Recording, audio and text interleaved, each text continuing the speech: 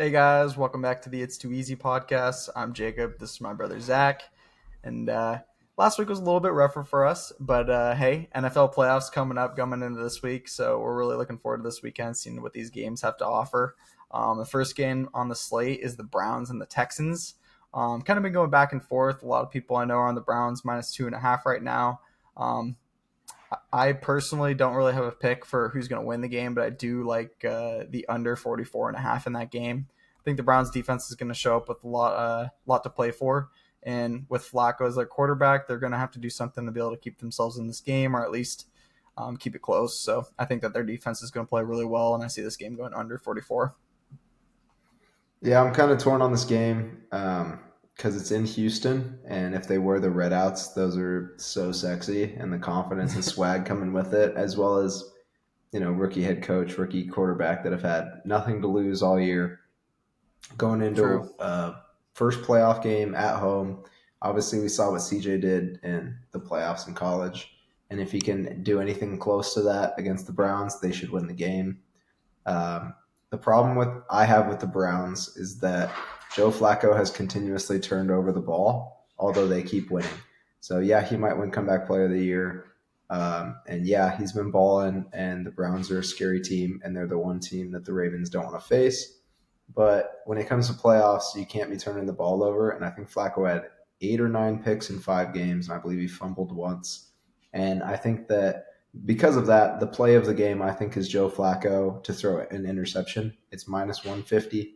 Lock it in. I think that's the best play you're going to get. I'm leaning on the Texans to win. Um, so we'll see what happens with that. I'm going to take them with the +3.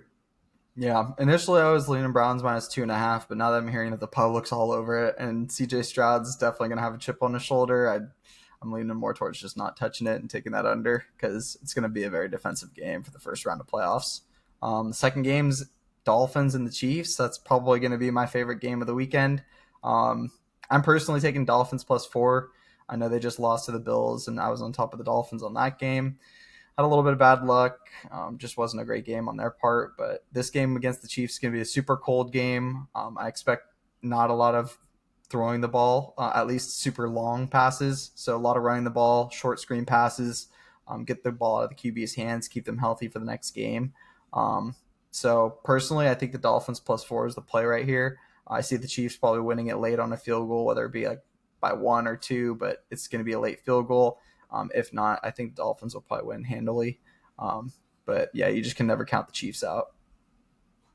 Yeah, with all of the defensive injuries that the Dolphins have had, I thought it was pretty obvious that the Bills should have won last week, and they barely did. They continue to not look great. But the Dolphins were able to put together a couple good drives, but obviously no Mostert, no Waddle yet again. I believe all of their offense will be back. Terran Armstead, Waddle, Mostert, A-Chain, Hill, Tua, etc. If you're asking me on quarterback play alone, give me Mahomes. If you're asking me on the weapons, give me the Dolphins. Coaching wise, obviously Andy Reid being at Arrowhead, they should win. However, I gave out preseason that I think the Chiefs are going to lose the first round in the wild card to the Jags, Bills, Bengals, I believe is what I said at the time. Obviously, it's the Dolphins that they got matched up with, and their defense has been the strong suit for them this year. Their offense has been weak. I kind of expect this one to be a close 20-17, 24-20 game. So because of that, whether they win or lose, I'll take the Dolphins with the +4.5. But I do think the Dolphins are going to win this game and advance to the second round.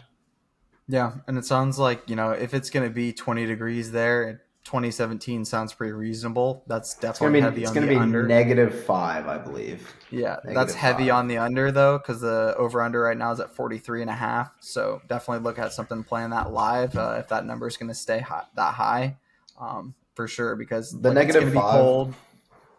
The negative Yeah, five also has me leaning Dolphins because when it was 80, the Chiefs receivers were dropping passes. So if it's going to be -5, I just expect them to keep dropping passes.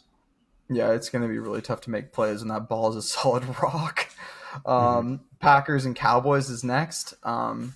Short and sweet. I think the Cowboys are going to take this one. They've been solid at home all season. I see them winning this game by 10 to 14 points. I don't know exactly where. So with the line at 7.5, I feel like that's a hammer. I'm also taking the under 50.5. I feel like it's probably going to be like somewhere like 31-10 or maybe like 28-13, something along those lines. So yeah, I like the under 50.5. I feel like that number is pretty high. And then Cowboys minus 7.5 lock.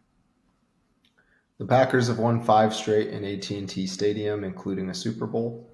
One of those wins was with Flynn. Obviously, Rodgers is gone, but loves balling. Give me the Cowboys -7. I think this is where we turn it around. I think we're a great team at home. Obviously, everybody knows that. The Packers are hot. I am kind of on the opposite of the over/under. I don't think our defense is that good. We are good, but I think we're overrated. I think Green Bay can easily put up 24 on us. We can't stop the run. They like to run it with Jones and Dylan, and obviously their offense has been throwing it well with Jordan Love, Dobbs, Wicks, etc. I do think we're able to put up a lot on them, so I'm expecting it to be a 37-24, 34-24. I'm in that same zone. Cowboys are going to win by 10-13, 10-14, and so I'm taking that 7, and I think it's going to be an over on the game. Right on. Yeah, next one then is Steelers and Bills. Um, Steelers just clinched themselves a little spot. Mason Rudolph at quarterback. Bills are getting 10 points right now at home. Another game that's going to be freezing in Buffalo. So the over-under sits at 36.5. Personally, right now, I'm just leaning on taking the Bills. I'm probably going to buy it down a little bit to maybe like 7.5 or 6.5. Number's probably not going to be great. Maybe somewhere around minus 250 or 300. But I feel like that's probably going to be the safest play in a game that's going to be also like 10 degrees. So I just think that that's probably the best play is Bills minus like 6.5 probably. And then I don't really have any idea on the over under. If it's going to be that cold, I'm leaning under, but the Bills by themselves can put up 31, 38 on a good day. So it's just something I'm not really looking into. Yeah, I think my best play for that would be the over 36. That seems really low for a Bills team, like you said, that can easily put up 31, 34. And if they put up 31, that just means you need a touchdown from the Steelers. I don't know how effectively they're going to be able to move the ball. The Bills' defense has been kind of shaky. With it being cold, though, I don't expect Mason Rudolph to be able to play well against a Bills team that you know is going to step up come playoff time. So I do think Bills cover the 10. I think they win the game. I think it goes over 36. Again, it's hard to tell in the snow. Steelers have, looked fairly good with Rudolph there at quarterback. He's by far the worst quarterback that's in the playoffs. So because of that, I'm going to take the Bills -10. Yeah, I think, I'm just going to stick with Bills minus 6.5. I'll buy it down a little bit, but I think I may parlay that with James Cook over rushing and receiving yards. That's just pretty Mhm. much been a lock the last 5 weeks. So feel pretty good Well, about and that heading into the playoffs. Yeah, yeah, and for player props on that note as well, I do think Mason Rudolph throws a pick, and Lock City has been Josh Allen to throw a pick. He's had true. 18, which is the second most in the NFL, behind only Sam Howell. Yours truly, I think, had 21 or 22. Guy's a scrub. Here comes his backup, possibly Caleb Williams. They got the number 2 Yeah, pick. So, true. but yeah, a pick for Rudolph, a pick for Josh Allen, a pick for Flacco. I'm not going to touch CJ. He threw 5 all year, 3 were in one game. Yeah, and he's been the stud. Man, yeah, that leads us to the Rams and the Lions. This game, I think, is probably the game that I think is going to be the closest, or it's just like up to whoever really shows up. Both these teams are going to be super hungry. The Rams and the Lions obviously made the trade for Stafford and Goff, so there's a lot riding on the organizations. Personally, I feel like for this game, Lions' first game back in the playoffs in 30 years, so it obviously means a ton to them, especially being at home. But man, it's just tough to bet against Stafford, Puka, Cooper Cup, and that team. Kyron Williams, I think, was the second leading rusher or third after the entire season, which is a complete shock because didn't really hear much of the Rams running backs until then. So it's Mm-hmm. now it's starting to ramp up for them. So I can see them winning this game away against the Lions. Um, if the line moves any more in favor of the Lions, I'm definitely going to sprinkle a little bit on the Rams, whatever the line may be. But for now, I may just touch the plus 3.5. But I also really like the over in that game. Yep, I'm going to buy that down a point, take it at 50. I'm going to take the Rams money line. I'm going to take the Rams +3.5. I think whoever wins this game wins it by a field goal. And it's kind of who do I trust more as the kicker? And I definitely trust the Lions kicker and the Lions at home. But I think it's Stafford's time for some revenge. He got shipped off. um, to the Rams. Obviously, it gave the Rams a chance to go compete, and they won a Super Bowl. The debate's already over about who won the trade. The Rams won a Super Bowl. Yeah, It set up the Lions for this promising team that they have. So yes, it was a win-win, but the Rams got the bowl. That's all that yeah, really matters. And I think Stafford going into Detroit, and they've been waiting this long to see a playoff win. They waited so long with him there to try and get to the playoffs, or even to win one game one season. yeah. I think he gets the job done. I think it's a shootout. I do think the Rams can stymie Jared Goff because McVay does know him in and out. True. And so I do think that that's leaning on the Rams victory for sure. I'm thinking it's going to be a 31-27, 27-24, 34-31, somewhere in that range. I do think it's still going to be fairly high scoring. But I think the Rams win. I think they cover 3.5. Yeah, I think the main thing about the over is just both these teams score really fast. Like they'll push the ball down the field in 2-3 plays. So I expect this game to go over, no problem. I do Maybe expect a even, big game from Amon Ra because yeah, I was Amon gonna Ra say, was upset that he didn't get into the Pro Bowl, and Puka Nakua did as a rookie. And arguably, they both had very similar stats. Amon Ra, I believe, had a few more catches, a few more yards, and a few more touchdowns, and didn't get in. yeah, there's no doubt he should have been in. So he's gonna definitely go off this game. Definitely take his Yeah, over. and I could see Cooper Cup balling when it comes to the big moments. I might stick with Puka. I don't know. He's been balling all year, and I would trust it. But when you have something that you know works in Cooper Cup, I think you kind of get back to it when you need it most, which they could have very well in this game against the Lions. Yeah, and I mean, there's just no way to double him now because they have the other receivers on the field that they can throw the ball to. So, And they're yeah, running it well. and they're running the ball well. But yeah, last game, Eagles and the Buccaneers. Man, the Eagles have had a really rough second half of the season. Obviously, lost the division to the Cowboys, and now they have to travel and play an away game in Tampa. Um, this game is really intriguing. I expect the Eagles to win this game just based on how they've been like merit wise the past 5 years, just how good their offensive line is. But in general, the Buccaneers, they're a team that like to upset teams, so I don't really have too much of a lean in this game. I do like the over though. Again, in this game, I expect Baker to come out, really play for a strong contract, and play for a future with the Bucks. I think that he's solidified himself as a really good quarterback in the league, and showed that with a team behind him, he can do a lot. So hopefully they can push him further in the playoffs, get a decent pick, and I think the Bucks have a decent chance. But the over is my favorite again. Yeah, I thought that over under was very low for the Eagles, who have the worst pass defense in the league. And then you got Chris Godwin and Mike Evans on the other side of the football with Baker throwing it to him. He's been slinging Yeah, the rock. He again worries me to throw a pick in this game because this Eagles team I could very well see step up and win by 30. And I challenged them to go win by 30 because the Cowboys did in Tampa last year in the wild card round.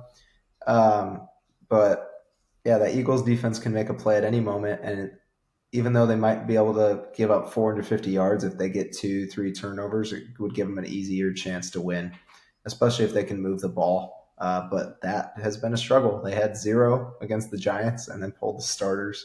AJ Brown got hurt. It looked like Hurts was, hurt a little bit. And who knows who's going to show up. I'm not going to touch the game, but I am leaning on the Buccaneers to win this game, just based off of what I've seen in the last few weeks. yeah, I think that's solid. I mean, the Mike Buccaneers. Evans anytime touchdown might be my favorite play. Yeah, He might get in 2 times. He might get in 3.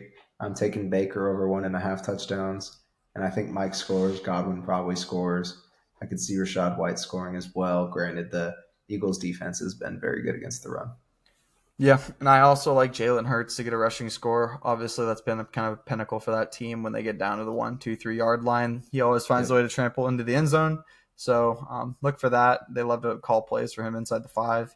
And then Baker to throw a pick. If Baker throws a pick, it's kind of going to shock me, to be honest, because the Eagles secondary hasn't been great.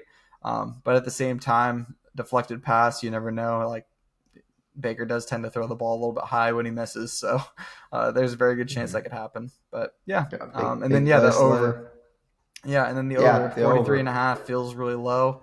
It feels like this probably could be like 27, 24 at least, which is like 51. So that's really a slam for me. But yeah, that's going to do it for NFL. We're going to kind of go more into kind of the rearrangements of the teams, coaches, players, rosters, all that, more in the off season. So we're going to try and focus a little bit more on the playoffs now and kind of what these teams have and how it's going to develop going further into the playoffs.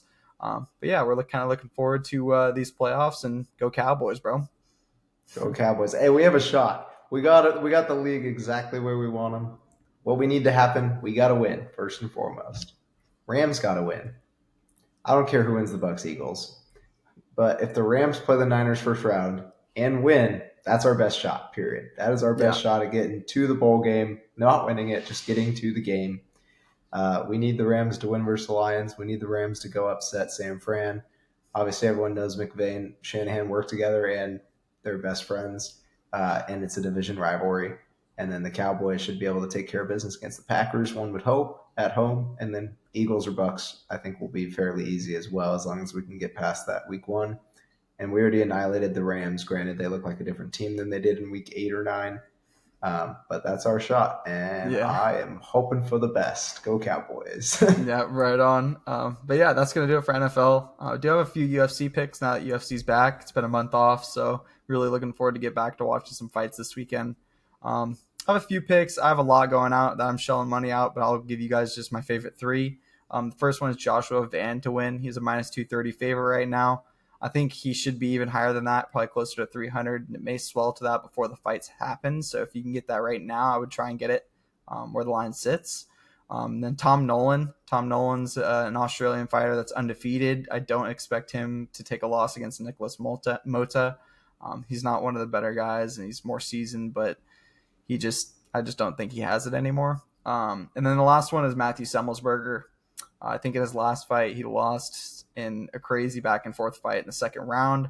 I expect him to kind of come back and put it on this guy in the first, second round. So, yeah, I'm taking those three are my favorites for UFC this weekend. I have a few more, but I'm going to lay off those on the podcast and hopefully just win them straight. So, yeah, other than that, make sure you guys like, subscribe, comment, let us know what you guys think. We're going to need some more things to talk about, more sports, other things like the MMA playoffs, NHL, maybe a few other sports that something that gives us a reason to chat and do the podcast every week. So yeah, until then, thank you guys for tuning in, and we'll see you next time. Peace. See you.